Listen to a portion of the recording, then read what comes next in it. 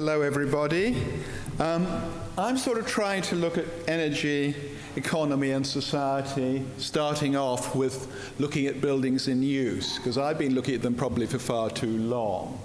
But in the late 80s and through the 90s, we did quite a lot of work on building performance, and particularly bringing together the human side with the technical side and the energy side and the environmental side. And part of that was the Probe series in Building Services Journal. And this was a cartoon that came out of it that I briefed Louis Hellman on. And essentially, it was what's now called the performance gap. The difference between what designers thought a building did and what it actually did in use, which was often a gap of a factor of 2 or 3, as we've now found from Carbon Buzz or whatever. And essentially, the extraordinary thing was that people were in denial of it. So, I had around the table, the architect, the builder, the facilities manager, and the developer, who were all in denial of these facts, but I got it wrong. Because what I should have had is some policymakers down on the ground with telescopes and earmuffs on, with their telescope up to their eye patch. Because it is absolutely extraordinary how the feedback from building performance in use has not got through to the way government and clients and people in the construction industry react. Now, it's not just about energy. Here are some occupant surveys. Now, don't bother too much about it. This is what the staff think of a recently completed 2009, this survey was, academy school. And essentially all you need to know is the averages on the left are bad, on the right are good. If it's red, it's statistically significantly worse than average. And yippee, the only thing that's green is the image to visitors, and it won a sustainability award amongst other things. But look what the students said. Now, we're also wanting to rush in and refurbish our existing stock, but the Sustainable Traditional Buildings Alliance for DEC looked at the knowledge base for that, and it's full of holes. People are working on received wisdom and manufacturers' data and stuff which doesn't nearly hit the ground. Now, one of the conclusions that came out of Probe, etc., which we reviewed in 2001, was that if there was anything that scuppered good performance of a building, it was unmanageable complication. It was really important to do what you really needed to do well, perhaps leave opportunities to adapt things and the rest of it, but don't have something that was too muscle-bound. And what we've got is the exact opposite. We've got complication everywhere. In the technology, in the legislation, in the contracts, in a whole lot of stuff. We have to do more and more going through the rigmarole before we actually get to there. And what's happened is this complication has now hit the domestic sector. But of course, complication is great because it gives you revenue streams. So essentially, it's a bit like positive money. It can be very good for the economy to have a lot of totally unproductive activities which give people technology which is actually about customer capture. It may create economic activity, but that is not sustainable. Now, why has this happened? Why haven't designers and builders been more tuned in? Well, society hasn't really asked them to do it. But the other thing is that government used to close the feedback loop. I mean, if you go back to the 60s, half the architectural profession was employed in government. Government had all sorts of, it had national laboratories, it had both central and local departments, government had strong technical departments, a whole lot of guidance was produced for the public. It may not have been done terribly well, but it was there. We had a building research establishment, which was a national laboratory. There were lots of things there that we were taking for granted, and those have actually faded away in the last 40 years. We haven't really put anything proper in its place.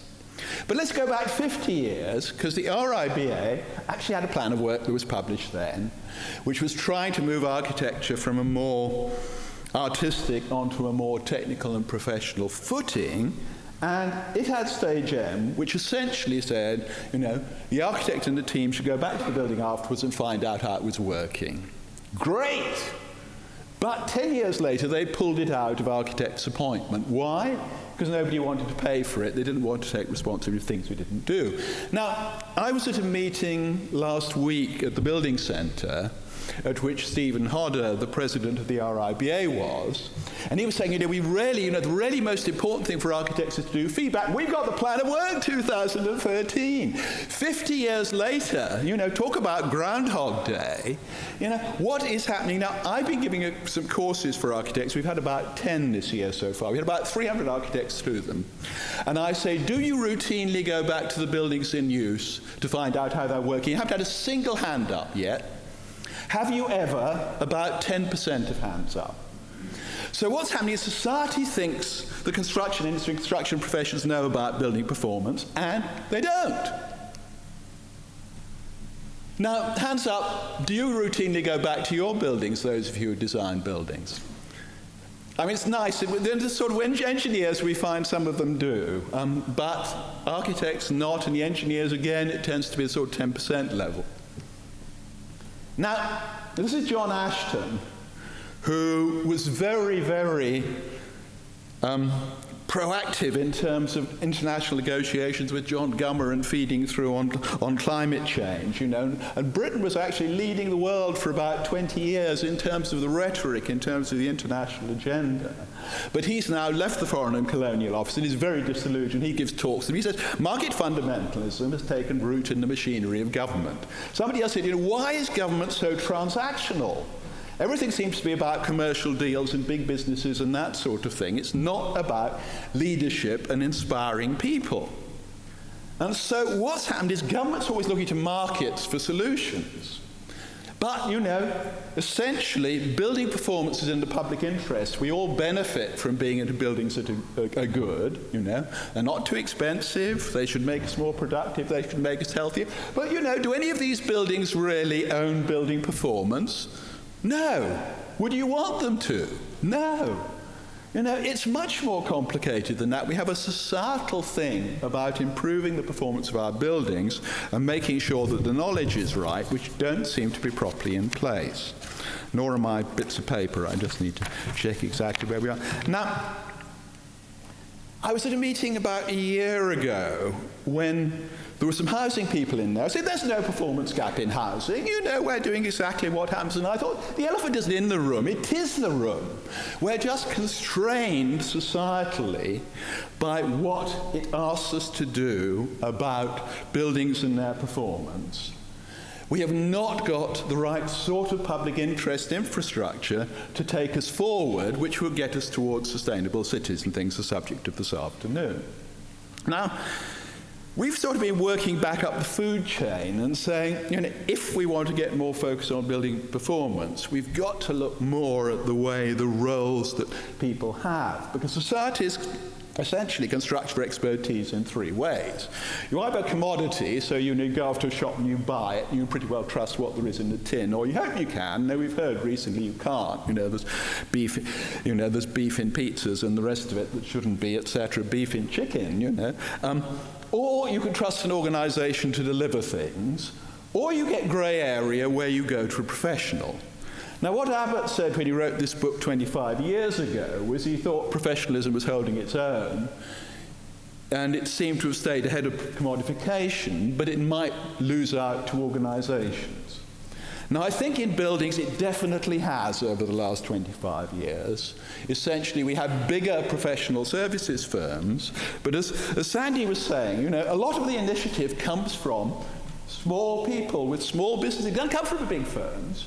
And, we had the same thing at a debate in the Building Centre about a month ago on professionalism, where CIBSE was saying, and most of the moving spirits in CIBSE these days, a generation ago, it might have been large companies. Now it's small businesses and individuals. So, there's something going on here which we haven't quite got, because often one's looking to the big boys to do things where much more intelligence in another place. And so what we seem to have got is we seem to replace the repressional bit with rules and tick boxes and things. So a whole lot of inputs without focusing on the outcomes.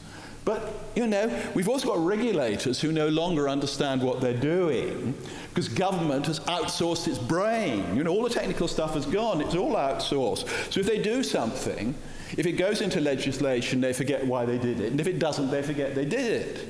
So a whole lot of stuff is missing. We have to bring that back somehow. Because what we've got is sustainability has changed all the rules. So if you're just relying on commodities and markets and rules and organizations, then that's great if you're going on doing the same thing. But if it depends, if it's the stuff in the middle where you need judgment and things, it's different. So there's all this stuff that sustainability has completely raised the game. In terms of thinking of the public interest, it's not just the person next door. It's the person on the other side of the continent. It's the person in 50 years' time. It's all sorts of other things that we need to think about. And we really don't seem to be structuring society right in terms of building production in terms of this. Because what we need are these sort of features: vision, imagination, reflection, commitment. Everything professionals are supposed to be for. But often they've just been turned into machines for applying the rules. And so there's a whole moral dimension to this which really needs to be grasped. And if individual professionals in our institutions and society don't grasp this, don't be surprised we end up in the wrong place, in that we're actually using, economist measures, those people we, are actually very reliant on in the Treasury, but seem to have a completely different mindset vis the Manchester students. So what might we do to change this? Because essentially it's what's called a wicked problem, that the people who created it are sort of both part of the problem but also part of the solution. You have to break out somehow, and essentially you have sort of sticky interventions. And there might be sort of three ones of that, so we don't simply have sort of technical innovations and managerial solutions, which is often seen the way out. There's actually something that needs to be done culturally here. And one of them, which is supported, is essentially visibility of performance. So it's not like that school where it looks great for a quarter of an hour, but actually it's not working. You've got to find some way of bringing that forward. But again, not turning this into a tick box KPI ritual, turning it into a virtuous circle. Review professional ethics and practice, quite a lot of that's going on at the moment. Now it's interesting, in the debates we've been having with the Edge and Building Centre recently, one thing that came out is if you're professional, you shouldn't work outside your knowledge base. And surely, if you're producing things in relation to buildings, your knowledge base should include how they work afterwards. So if you're not doing that, you're not a professional. So that's easy, isn't it? So we really need to reinvent all this. But the other thing is consolidating the knowledge domain. And in my experience, it's not enough for the construction industry to own building performance. It's got to be something which is independent but connected. It's got to be interdisciplinary, it's got to be independent, it's got to both support and challenge policymakers in the construction industry. In other words, otherwise we're not going to get there. In terms of redefining the role of the building professional, we've said a bit about that there, so I needn't say that anymore. But so there's a whole lot one can do in terms of changing attitudes, changing perceptions, which don't necessarily mean changing institutions immediately, because individuals can change the approach they bring to things, and they can change their institutions, as we've seen, often from the bottom up, from small people making choices. And Margaret Mead, I think, who said, never doubt that a committed individual can change the world. In fact, it's the only way it ever happens. So, to conclude, we've got to re-examine the role of the building professional. We've got to be much more focused on the outcomes of what happens, and in a virtuous circle way, rather than saying, have you met your targets? Because we're moving into the unknown. You can't target into the unknown. You know the direction you're going in, but you can't know precisely where you're going. What was it Picasso said? If I knew precisely what I'm going to do, what's the point of doing it? And we must have more leadership from this. We must somehow get away from going from nothing to codification, when the codification is often too naive, and what it leads to is a whole lot of cash streams in trading and accreditation and enforcement and the rest of it, not actually releasing people's commitment and imagination to do what's really good, holding hands with others. Now, we did produce a issue of Building Services Journal a year or so ago, which is now being discussed, which sort of has a number of things which individuals might do tomorrow. And we're thinking that perhaps practices could sign up to this. So we're just thinking about doing that. But there's a debate going on at the moment which is hosted by The Edge. But I think my time's up. But thank you very much.